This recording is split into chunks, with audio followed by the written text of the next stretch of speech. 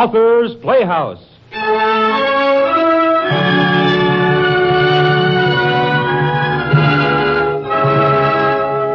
Indeed, Mr. Fane, you might have waited until I bade you enter. The fact is, hearing voices, I had less compunction in breaking in on you than I would otherwise have had. Is it not probable, sir, that I've chattered to myself while I'm calculating my figures? And laughed. And laughed. You're evading the point, Mrs. Jesmond. Is there anyone concealed in here?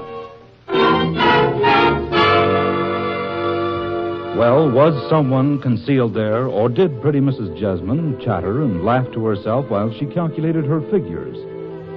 The answer to these questions, and there is an answer, is not for us to tell. Instead, we go back in time to the graceful and charming England of George III. Imagine, if you will, a country inn located in the county of Cumberland in the last part of the 18th century.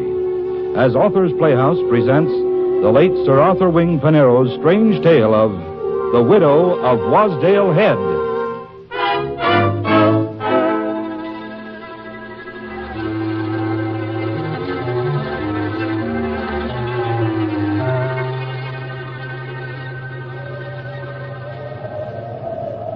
Two balls.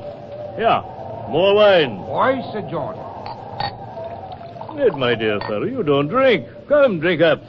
Oh, I'm sorry, Jack. Welcome to Wadsdale Head. Thank you, Ned. Your health. Wild night, Tubal. Aye, it'd like to be worse at a foremorn. There'll be sleets, loused and fleeting this neat, depend on it. Heaven send the chimney stacks to hoard out. Amen to that. What's that? The sign of a house. It hangs on a post outside the inn. Creaks like that in the wind for hours. Got a ghostly sound. Be there anything else I could do for you, Sir John? No, Tubal, thank you, no. Very well, sir.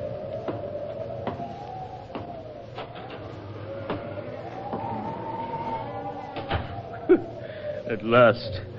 Thought that he would never leave. And now, my dear Ned, let me inform you why I have intruded on you in this manner. It's no intrusion, Jack. To be candid, I've already guessed the object of your visit. Indeed? Well, then, that being the case... Oh, confound you, Jack. You don't suppose I attribute your sudden and unlooked-for appearance to mere inclination for gossip over a bottle? You, of all men, would never quit town at this time of year without an urgent reason. Since you phrase it that way... You were sent here by my family. They're vastly concerned at your absence. In the name of patience, why? Their letters plague me to death, Jack. Still, your visit here with Sir Roger Boltwood ended 2 months ago. True, it did. But I became smitten with the beauty of the district. It's a lovely locality, in spite of flood and tempest. Oh, I keep forgetting you were a poet. Oh, bosh, don't roast me for my follies. My dear boy, if our follies ceased with the scribbling of verses, we should be warranted in esteeming ourselves wise. So 'tis solely the beauty of the district that detains you, eh, Ned? Well, yes. And when I too have explored this enchanting neighborhood, shall we travel home together, Ned? No, Jack, I can't leave here until... Secure the doors of the buttery, Tubal. 'Tis they that are banging. I mistress. As I live, what a beautiful woman. I'm sorry I was not by to receive you today, Sir John. Late as it was, I was at my farm in Burnford, where I was tending some sick beasts. I hear you've rid from Ulverston today, which is a weary road. Oh, yes, this is my friend, Sir John Hunsford, Mrs. Jesmond. I know. I saw Sir John once when I was a child, driving his curricle in Hyde Park. He did make such a fine show. Oh, madam, I'm vastly honored. I'm sure your friend is happy to see you here, Sir John. Wadsdale Head is but a stern and solitary spot at all times, and March our dreariest month. Suffer me to say, madam, that meeting you has increased my happiness in no inconsiderable degree. I fear Sir John does not know who or what I am. Please enlighten him, Mr. Fane. Mrs. Jesmond is mistress of this inn, Jack, and the widow of Mr. Henry Jesmond of Egremont. Oh, widow, ma'am? Oh, I'm sorry. 2 years a widow, and a humble taverner and farmer, and at your service. I've brought you both a bowl of punch. 'Tis of my own mixing, Sir John, and I beg your indulgence for the widow's offering. Ned, ma'am, I swear you shall join us. Ned, a third glass. Oh, mercy, Sir John. I insist on my knees. Why, Sir John. For you, ma'am. Oh, thank you. And you, Ned. Thank you. There. Come now, bumpers. Ah, that's not fair, Mrs. Jesmond. Bumpers. There now. Upon my soul, 'tis delicious. Permit me to compliment you on your skill, ma'am. Oh, the credit is none of mine, Sir John. 'Twas my dear Harry that taught me. Your late husband. A toast. I call a toast, then. Ned, Mrs. Jesmond, I give you... The king. Yes, certainly, ma'am. Certainly. His most gracious Majesty, King George. The king. God bless him. Another. Nay, spare me. Ned, to the Lady of Wadsdale. The Lady of Wadsdale. Oh, the widow thanks you, gentlemen, for your amiability, and with a full heart. And now, if you'll excuse me, I'll go to your bedchambers and see that your beds are properly prepared. Allow me to light you, ma'am. Oh, it is not necessary, Sir John. A lantern hangs in the corridor. As I live, an adorable creature. By Jove, Ned. Yes, Jack? You were right. Wadsdale is the most beautiful district in the kingdom.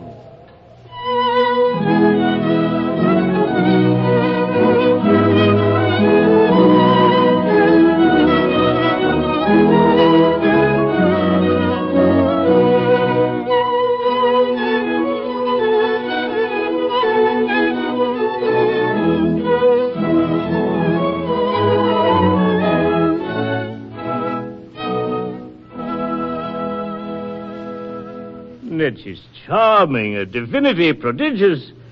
How the devil did you... Oh, it is a simple story, Jack. Betty, Mrs. Jesmond, eloped with Henry Jesmond, who established this tavern with what remained of his squandered inheritance. Since she has been 2 years a widow, he must have carried her to church in a go-kart. Well, they were only married a month. Riding home from a hunt, he was thrown and mortally hurt. He breathed just long enough to shoot his poor mare, who'd broken her leg, and then he laid his head upon her warm ribs and stirred no more.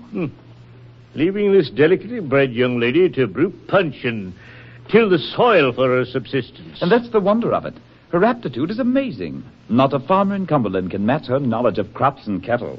I've seen the oldest and wisest of them approach her hat in hand to ask her counsel in a difficulty. And her reply is always the same. The same?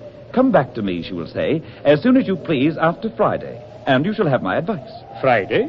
Yes, every Friday night she sits here in this room, when the household is abed, and makes up her books. How the wind sings. It hath a voice in it positively. Her parlor, eh? Yes, every Friday night at the stroke of 10, I leave her here preparing for her work. And today... I've thought of that. Today's Friday. And 'tis close on 10 now. I, for one, am mightily relieved, Ned. Just as I suspected. Entangled in a petticoat. Have you declared yourself yet? No. Why, man, what ails you? There's a mystery in this house. A mystery, eh? Yes, and I lack the courage to unravel it. Explain, Ned. I leave Betty here alone every Friday night. But heaven forgive me for doubting her. I fear she doesn't remain alone. The devil, you say? Unless she's capable of talking to herself. Her vigil is no solitary one. Talking to herself? Who would have thought it of her? The jades, they're all of a pattern.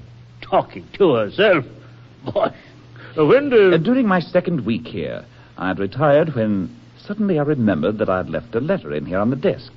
I came to fetch it and was standing by the door, wavering whether I should rap. Yes. Then I heard the low muttering of a voice, or voices. I could swear a man was talking. Every Friday night, Ned? Yes, and sometimes I've heard a soft wailful note, as if from an instrument. A signal. Steph, the thought just came to me. Look, an instrument such as this would produce the sound I heard. Here, this. A hunting horn. But it's dull for want of use. 'Tis you that are dull. Look if it's bright at the mouth. Yes. The metal here shines like a guinea. I'll lay 5 to 4. That is not the only mouth pressed by those lips of hers. 'Tis plain, Ned, that the widow's weekly vigil is but a ruse for entertaining her amourette at her ease, the troll. But, Jack, Away with your scruples. We leave the pretty witch to her pretense. Then you shall return and walk boldly in. By what right, Jack? You imagine she isn't aware that you are honestly in love with her? There's reason sufficient for you. I leave my pistols here under my cloak, should you chance to need them. Oh, Jack, it's impossible that she should be frail. She has the look and bearing of an angel. Her eyes, Jack, her eyes... They are brilliant. They resemble the blue of a summer morning ere the mist is dispelled. Her voice... Musical, I admit. Her voice is the quality of the harp in it when its strings are half muffled. Mark me, Jack, if I find her no better than she should be, I'll never trust woman again. Oh, Ned. Never, never. Ned, I protest. You recall Mr. Garrick to me as the blackamoor in Shakespeare's play. Jack, I mean what I say. When that great little man, Mr. Garrick, quits the stage, you shall fill his place, my dear Ned. I vow you shall.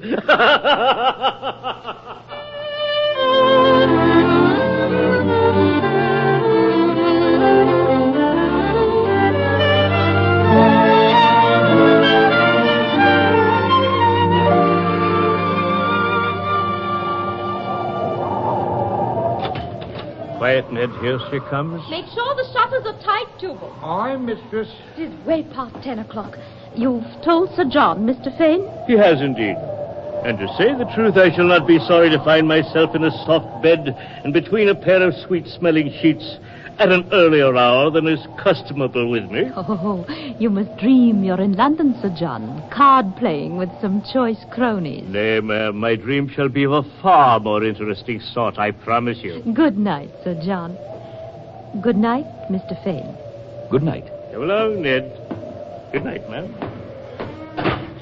Be there aught else I can do for ye? No, thank you, Tubal. Are the maids in their beds? Aye, and dead asleep, I reckon. The hussies. Good night, mistress. Good night, Tubal.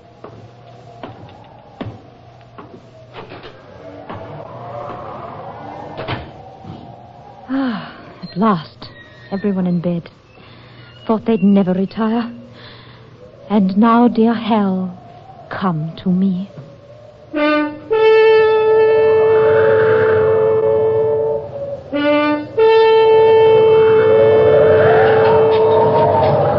There go the slates of the old lean-to in the stable-yard. 'Tis a terrible night. I wonder if he'll come. Now, Betty, had I ever failed to come when you called me back from the grave by blowing the horn? 'Tis a terrible night for you to be abroad, Hal. I'd almost hoped you wouldn't obey my call. Hey, there you go again, lassie. Oh, how oft have I told you all weather's one to a ghost. Now then, sit thee down and let's go to work.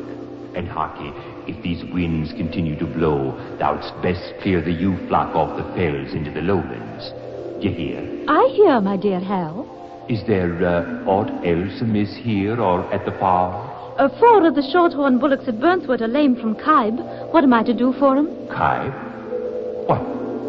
Why, I gave thee a remedy for Kybe a year since. I know you did, Hal, but I failed to note it. Oh, I'm sorely afeard you've no head, Betty. Thou'rt but a heedless, gay-hearted wench. What have you and the lads been doing for it? Rubbing tallow fat betwixt the claws of the poor brutes. Tallow fat? Yes? Zounds, I wonder you ain't rubbed in some of the sweet pomade thou'd sent thee from London for thy ringlets. Oh, Harry. Odds bobs, you may well grin. 'Twould vastly tickle me were I alive. Come now, dip thee pen in the ink. Kybe. Kybe. Anoint with blue vitriol and hog's lard. Blue vitriol? Williams at St. Bridget's will sell thee blue vitriol. Mix the stuff half and half, and within a fortnight the beast will be sound-footed. Oh, thank you, dear Harry. Now, what's the next item, Bet? The next... Hal, Eh? sit in thy armchair yonder while I talk to thee, wilt thou? Certainly I will, child, if it afford thee any gratification. 'Tis all the same to a ghost, whether he be sitting or lying or standing. There now. Do you fancy this posture? I remember thee in it constantly. Oh, that I might fill thy pipe and light it for thee at the candle, and slip the scarlet end of it into thy poor mouth as I used to do. Nay, Betty, that's talking sheer nonsense. Come, 'tis no good whimpering. Get on with thy work. Oh, help! Help! Why, Bet, what's wrong with thee now? I'm an imposter. I despise myself for fobbing off these dalesmen with belief that 'tis I who helps them in their difficulties. Why, 'tis you that do it, Betty. Harry. I say 'tis so, and were I alive, I should be consumedly proud of you, Betty. If only I could reveal that you visit me in this manner. 'Twould scare the folks for miles around. The inn and farms would be shunned, and thou'd be reduced to beggary. I suppose so, Hal. 'Tis lucky I had a bent for farming as well as for dicing and cockfighting. But a husband and wife are one, and so I take it are a widow and her husband's ghost, till she falls in love with another chap. There's logic for it. Egad, but that reminds me, Bet. Oh, of what, dear Harry? Speaking of falling in love, the young gentleman that quartered himself under this roof 2 months ago is still here. Mr. Edward Fane? Aye, that's him. A handsome black young man in his own hair. I wager he finds no lack of diversion at Wadsdale, or he'd not linger as he does. He's sweet on thee, lass. Sweet to a certainty. Hal, how can you? Aye, and thou'lt be losing thy heart to him, if thou'rt not careful. Harry. And then I shall hear the blast of the horn no more on Friday nights, in spite of all thy tears and protestations. And thou'lt cast me aside and out of thy thoughts like a worn paddison. Hal, as if I could ever be inconstant to thee, my first and last love. Shame on you, poor grisly thing that thou art, for thinking it of me. Dang it, there you go again, Betty. Grizzly. Oh, but just the same, when last I spied you both, he had a paper in his hand, and he seemed to be reading or reciting to me. Ah, yes. He had the taste for writing poetry, and was reading one of his own compositions. That is the real reason he lingers at Wadsdale, Harry. He declares the grandeur of the district elevates his mind. What's his poetry like, lass?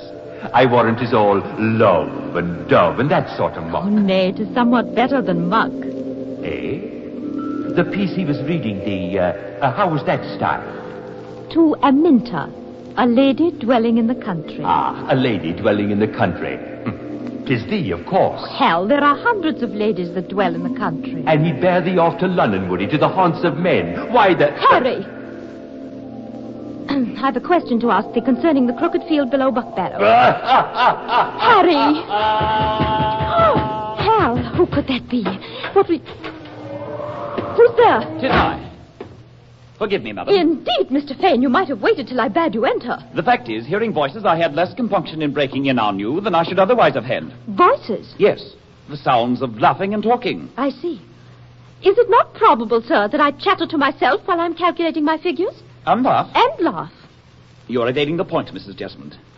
Is there anyone concealed in here?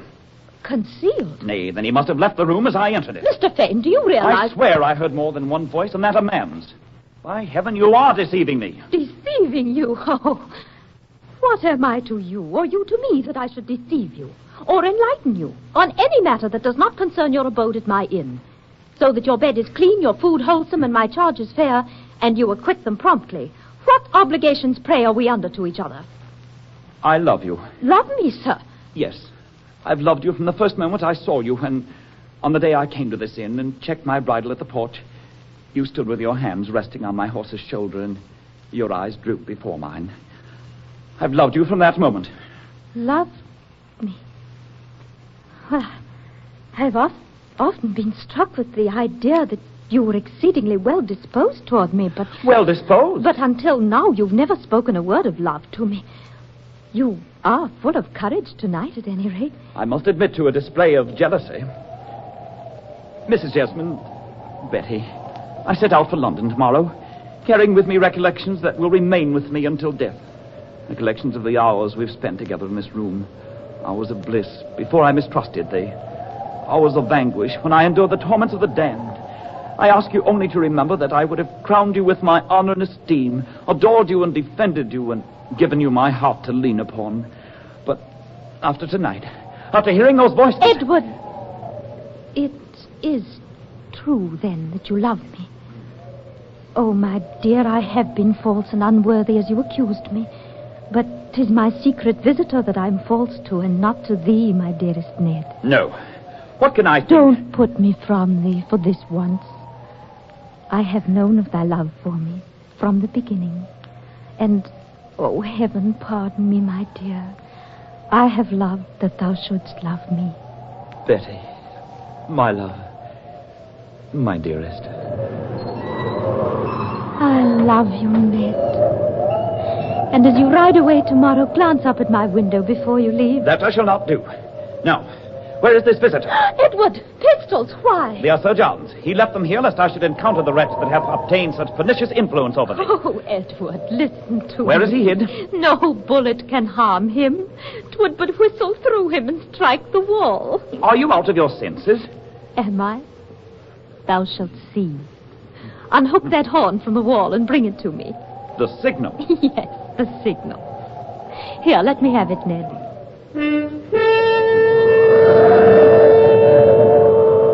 Watch closely, Ned.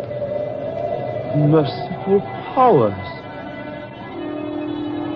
Drop the pistols. They will do no good. A ghost. A ghost. Yes, Ned. 'Tis my husband's spirit. My grief called it to me in the young days of my bereavement, and it has visited me every week since, and guided me in the conduct of my land and property. And 'tis my resolve to remain constant to this shadow, as though 'twere flesh and blood and bone. You, my dear Ned, have been pleased to take an interest in me, oh, not without excessive jealousy. And you will be glad when you quit Wadsdale Head tomorrow, to reflect that the poor widow that hath done her best for your comfort and entertainment is not entirely alone. Good night, Mr. Fane. Betty, Mrs. Jesmond, Good night. Good night.